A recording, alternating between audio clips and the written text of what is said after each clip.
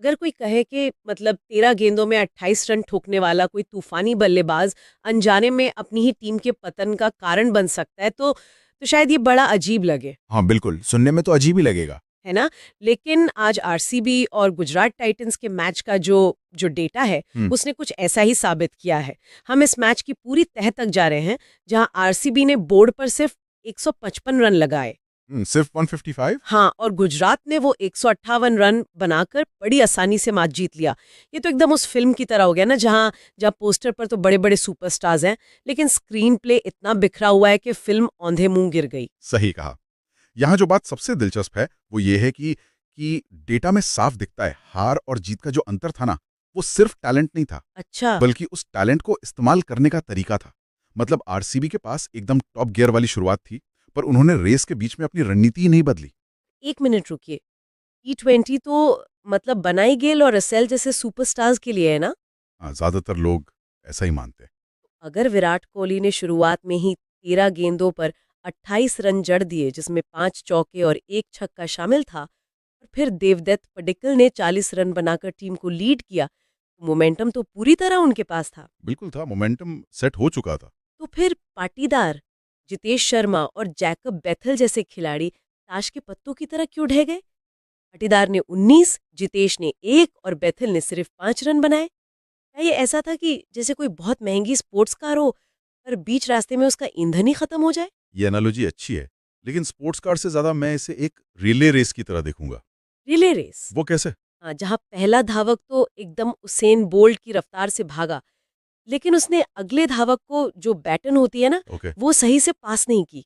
ओ समझी। जब कोहली और पडिक्कल ने वो इतनी तेज शुरुआत दी, तो विपक्षी गेंदबाजों ने क्या किया? उन्होंने अपनी रणनीति बदल ली। उन्होंने पेस कम कर दी और फील्ड फैला दी। Smart move. बिल्कुल। अब बीच के ओवरों में आरसीबी के बल्लेबाजों को पारी को थोड़ा रीबिल्ड करना चाहिए था, पर उन्होंने उसी टॉप गियर में छक्के मारने की कोशिश की। T20 में जब पिच धीमी होती है तो सिर्फ बाउंड्रीज के पीछे नहीं भाग सकते, सिंगल से दबाव कम करना होता है। मतलब वो एक स्प्रिंटर की तरह पूरी मैराथन दौड़ने की कोशिश कर रहे थे। एकदम सही। और यहीं से अगर हम गुजरात टाइटंस की रणनीति देखें तो वो एकदम अलग नजर आती है। 158 रनों का पीछा करते हुए उन्होंने कोई हड़बड़ी नहीं दिखाई। हाँ, शुभमन गिल ने 43 और जॉस बटलर ने 39 रन बनाए। पर उन्होंने आरसीबी की तरह हर गेंद पर बड़ा शॉट खेलने की कोई जिद नहीं की।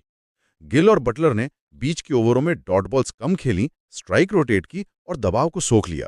ये तो है, उन्होंने दिखाया कि साझेदारी का मतलब सिर्फ तेजी से रन बनाना नहीं होता, बल्कि दूसरे को सेट होने का समय देना भी होता है। बिल्कुल। और जब नींव मजबूत हो गई, तब अंत में राहुल तेवतिया ने आकर अपना वो फिनिशिंग वाला काम किया। अरे हाँ, तेवतिया की वो 27 रनों की फिनिशिंग, या यहाँ मुझे वो हमारी जो 2 मिनट वाली थ्योरी है ना, वो याद आ रही है। अरे हाँ, 2 मिनट वाली थ्योरी वो तो बिल्कुल सटीक बैठती है यहाँ।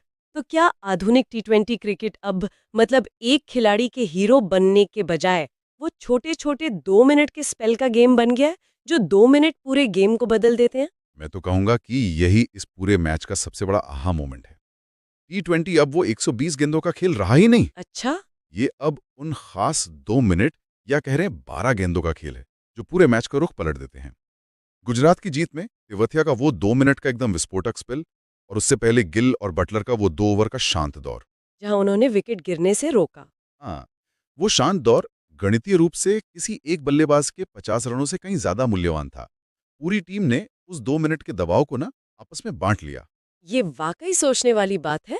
मतलब आरसीबी सिर्फ एक या दो बड़े नामों पर निर्भर थी, और जब वो 2 मिनट का भारी दबाव आया तो पूरी टीम बिखर गई। और वहीं गुजरात ने एक परफेक्ट टीम वर्क दिखाया, जहां हर खिलाड़ी का अपना एक फिक्स 2 मिनट का रोल था, और उसने वो एकदम बखूबी निभाया। और आंकड़े भी इसी बात की पुष्टि करते हैं।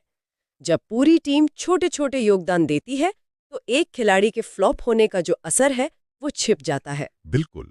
सुपरस्टार्स आपको एक मैच जिता सकते हैं, लेकिन टूर्नामेंट्स हमेशा वही टीमें जीतती हैं जो इन छोटे माइक्रो स्पेल्स को, या कहें उन 2 मिनट को मास्टर कर लेती हैं।